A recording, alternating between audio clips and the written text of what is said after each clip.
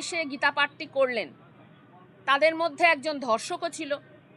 তিনি এসে গীতা পাঠ করছেন। কিছু ভণ্ড তপস্বী তারা এসে গীতা পাঠ করছেন গেরুয়া চড়ানো। বাড়িতে গিয়ে গেরুয়াটা খুলে তারা বিদেশি মদ খাবেন। বিজেপির বেঁচে থাকার একটাই উপায়, সেটা হচ্ছে মারধর। বিজেপির কিন্তু আর কোনোভাবেই টিকে থাকার কোনো উপায় নেই। তার সঙ্গে বিজেপির, হিন্দু ধর্মের সঙ্গে বিজেপির বিন্দুমাত্র কোনো সম্পর্ক নেই। তাদের একটাই স্লোগান, সেটা হচ্ছে মারধর করো, সেটা হচ্ছে দাঙ্গা করো। অতএব আপনারা এবার অন্তত বিজেপিকে ভোটটা দেবেন না। যাদের বিরুদ্ধে অভিযোগ একদম কয়েক ঘন্টার মধ্যে জামিন পেয়ে গেল, কোথাও কি বিচার ব্যবস্থা প্রভাবিত হচ্ছে? সব থেকে বড় কথা হচ্ছে যে আমি একজনকে গায়ে হাত তুলেছি। মূল কথাটা কিন্তু এটা নয় যে তার 10 বছর জেল হবে কিনা। রাস্তায় আমি কাউকে ধাক্কা দিয়েছি, মূল কথাটা কিন্তু এটা নয় যে আমার 10 বছরের জেল হবে কিনা, আমার 5 বছরের জেল হবে কিনা। মূল কথাটা এটা যে আমি যদি কারুর গায়ে হাত দিই আমাকে অ্যারেস্ট করা হবে কিনা।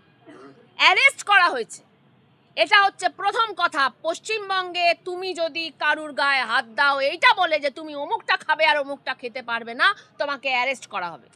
তারপরে তুমি বেলে ছাড়া পেলে আবার তোমাকে ডাকা হলো কোর্টে, এই মামলা চললো 10 বছর ধরে, সেটা পরের কথা। প্রথম কথা এটা যে তুমি যদি কারুর গায়ে হাত দাও তোমাকে অ্যারেস্ট করা হবে। পশ্চিমবঙ্গের সরকার তো আর মোদি সরকার নয় যে উমর খালিদকে ধরে নিয়ে গেল এবং বছরের পর বছর রেখে দিল। নিয়ম অনুযায়ী হবে। আমি তোমাকে গায়ে ধাক্কা দিয়েছি, তোমার ফাইন হবে, তোমার জেল হবে। তোমাকে আজকে আমি বেলে ছাড়বো। তোমাকে যদি খুন করতাম তাহলে তোমাকে বেলে ছাড়তাম না, তোমাকে যদি ধর্ষণ করতাম তোমাকে বেলে ছাড়তাম না। এটাই আইন, সেই আইন অনুযায়ী চলবে। এটা করার ফলে পশ্চিমবঙ্গে এবং ভারতবর্ষে যারা এরকম ভাবছিলেন যে নরেন্দ্র মোদী এবং তাদের সাঙ্গপাঙ্গরা, স্বঘোষিত বাচ্চারা, তারা বিরাট হিন্দু ভক্ত, তারা গীতার মর্মবস্তু বোঝেন, সেদিনকে প্রথমত যারা এসে গীতা পাঠটি করলেন তাদের মধ্যে একজন ধর্ষকও ছিল। তিনি এসে গীতা পাঠ করছেন। কিছু ভণ্ড তপস্বী তারা এসে গীতা পাঠ করছেন গায়ে গেরুয়া চড়ানো। বাড়িতে গিয়ে গেরুয়াটা খুলে তারা বিদেশি মদ খাবেন। তাদের সঙ্গে গেরুয়া রং অর্থাৎ আত্মত্যাগের বিন্দুমাত্র কোনো সম্পর্ক নেই। সমস্ত লম্পট, সমস্ত মাতাল তারা যুক্ত হয়েছিলেন ওই গীতা পাঠের আসরে। এবং তারপর তারা এতই উদ্দীপিত হলেন, কারণ আমরা জানি যে বিজেপির বেঁচে থাকার একটাই উপায়, সেটা হচ্ছে মারধর। বিজেপির কিন্তু আর কোনোভাবেই টিকে থাকার কোনো উপায় নেই।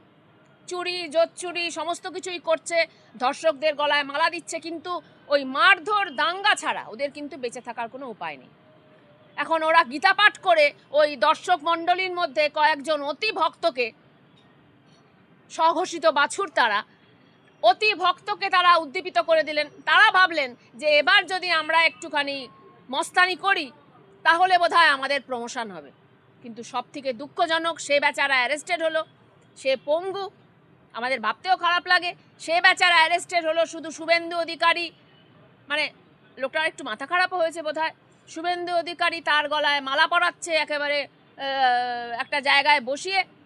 এমনকি বিজেপির যারা নেতা নেত্রী তারা বলছেন যে না, ওকে আমরা ঠিক চিনি না, ও আমাদের দুঃসম্পর্কের আত্মীয়। মানে ওই লোকটাকে এমনকি অন পছন্দ করছে না, ডিজাউন করছে। অর্থাৎ যারা বিজেপির ওই মাঠে গেছিলেন গীতা পাঠ করতে, যারা এবারেও বিজেপিকে ভোট দেওয়ার কথা ভাবছেন, যারা ভাবছেন যে নরেন্দ্র মোদীরা হচ্ছে হিন্দু ধর্মের মসিহা রক্ষাকর্তা, আমরা পশ্চিমবঙ্গের সেই সমস্ত বিজেপির সমর্থকদের কাছে এই আহ্বান জানাই, এই আবেদন জানাই যে গীতার সঙ্গে বিজেপির, হিন্দু ধর্মের সঙ্গে বিজেপির বিন্দুমাত্র কোনো সম্পর্ক নেই। তাদের একটাই স্লোগান, সেটা হচ্ছে মারধর করো, সেটা হচ্ছে দাঙ্গা করো। অতএব আপনারা এবার অন্তত বিজেপিকে ভোটটা দেবেন না। যাদের বিরুদ্ধে অভিযোগ একদম কয়েক ঘন্টার মধ্যে জামিন পেয়ে গেল, কোথাও কি বিচার ব্যবস্থা প্রভাবিত হচ্ছে? সব থেকে বড় কথা হচ্ছে যে আমি একজনকে গায়ে হাত তুলেছি। মূল কথাটা কিন্তু এটা নয় যে তার 10 বছর জেল হবে কিনা। রাস্তায় আমি কাউকে ধাক্কা দিয়েছি, মূল কথাটা কিন্তু এটা নয় যে আমার 10 বছরের জেল হবে কিনা, আমার 5 বছরের জেল হবে কিনা।